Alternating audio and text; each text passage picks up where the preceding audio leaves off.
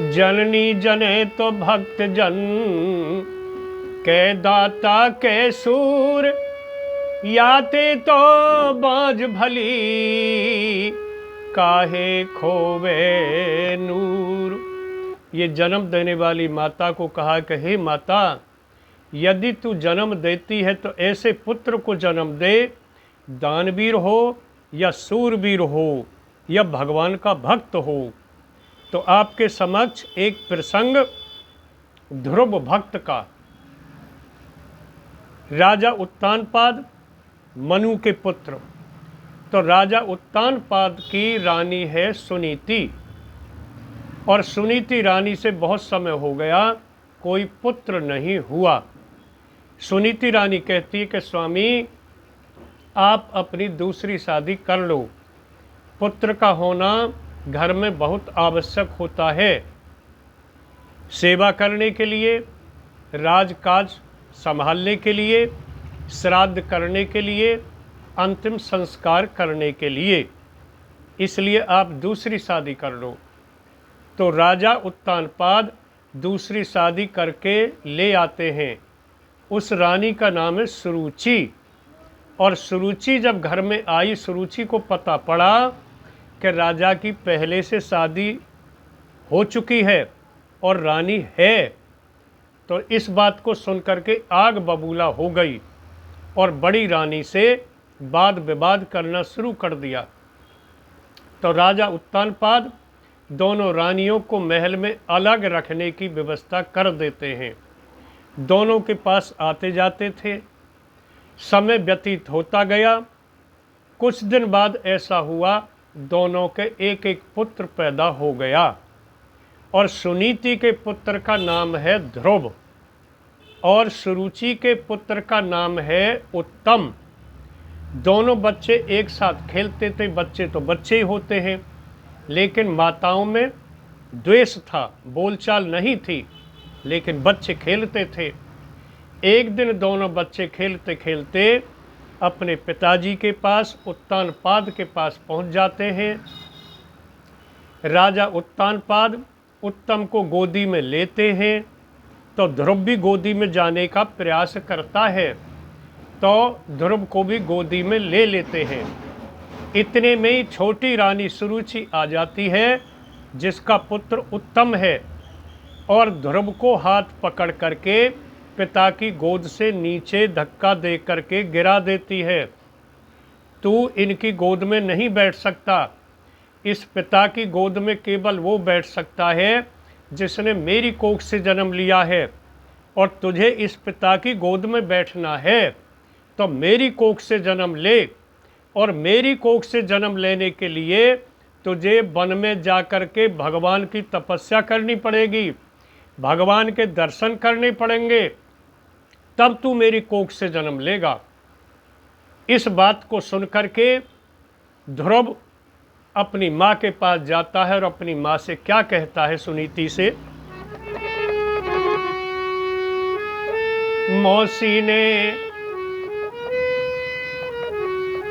मौसी ने अपमान मात मेरो कीनो है, देख पिता की गोद ढकेला दीनो है।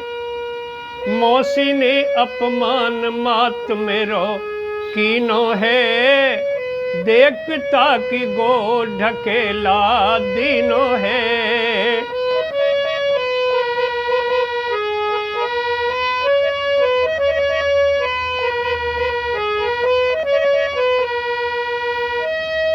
हम खेलत दोनों भाई, उत्तम गयो मोए लिबाई,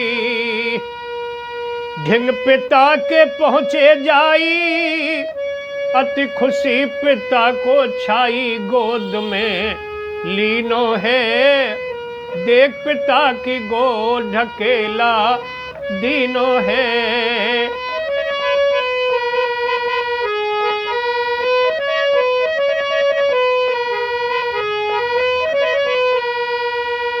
इतने में मौसी आई, गुस्सा की भरी भराई, मेरा हाथ पकड़ के लाई, गोदी से दियो गिराई तरस नए कीनो है, देख पिता की गोद ढकेला दीनो है।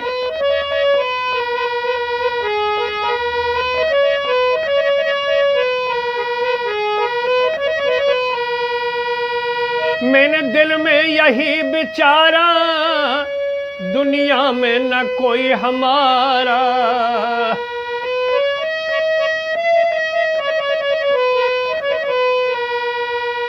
मौसी ने ताना मारा, अब घर से किया किनारा, राम रस पीनो है, देख पिता की गोद ढकेला दीनो है।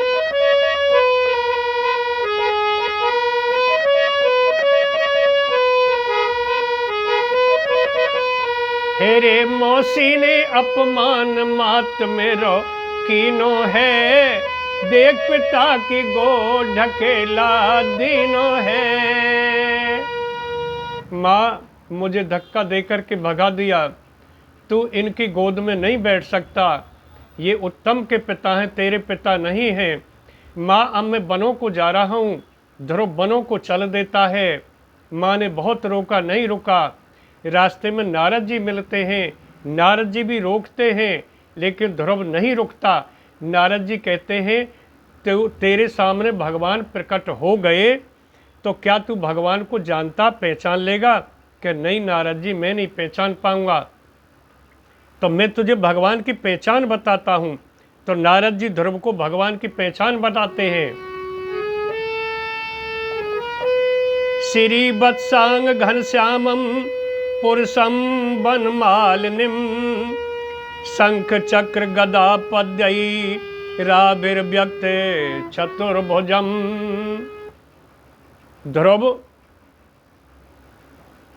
भगवान के वक्ष स्थल पर सफेद वस्त्र का चिन्ह होगा, वत्स का।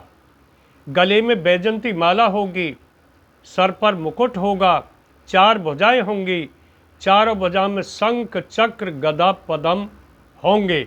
ये भगवान की पहचान है। तुझे दर्शन अवश्य होंगे, इसलिए मैंने तुझे पहचान बताई। और तू कोई मंत्र जानता जिससे तू भगवान की पूजा अर्चना करेगा? कि नहीं नारद जी। तो देवऋषि नारद एक मंत्र बताते हैं कि ओम नमो भगवते वासुदेवाय, इसका तू जाप करना। इस प्रकार ध्रुव नारद जी से विदा लेकर के वनों में पहुंच जाता है, एक वृक्ष के नीचे बैठ जाता है। और पहले माह में ध्रुव केवल बेर खा करके तपस्या करता है। दूसरा महीना शुरू हुआ, बेर खाने छोड़ दिए, पत्ते खा करके तपस्या करता है। दूसरे में जब पूरा हुआ, पत्ते खाने छोड़ दिए, फिर जल पी करके तपस्या की। तीसरा महीना पूरा हुआ, जल पीना भी छोड़ दिया, केवल वायु का सेवन करके चौथे महीने में तपस्या की। और चौथा महीना जब पूरा हुआ, वायु का सेवन भी बंद कर दिया। और जैसे ही वायु लेनी बंद करी, श्वास रुक गया। तुरंत भगवान कृष्ण को, विष्णु भगवान को पता पड़ जाती है कि मेरा भक्त इतनी कठोर तपस्या कर रहा है। वनों में तुरंत प्रकट हुए, ध्रुव के गले पर शंख घुमाया, ध्रुव की आंख खुली, उसका श्वास चलाया और ध्रुव से कहा, ध्रुव तेरी तपस्या पूर्ण हो गई, अब तू अपने घर को वापस जा। ध्रुव भगवान के चरण स्पर्श करके, प्रणाम करके, परिक्रमा करके घर वापस आ जाता है। और 36,000 वर्ष ध्रुव राजा बन करके राज करता है। और उस ध्रुव के लिए भगवान के पार्षद आते हैं विमान लेकर के, और ध्रुव को विमान में बिठा करके उस धाम को ले गए जहाँ सप्त ऋषि भी नहीं पहुँच सकते। ध्रुव को वो ऊंचा स्थान दिया और वहाँ ध्रुव उस ऊंचे स्थान पर जा करके स्थित हो करके ध्रुव हमको आपको पूरे विश्व को एक ध्रुव तारे के नाम से दिखाई देता है और जिसका नाम ध्रुव तारा पड़ गया।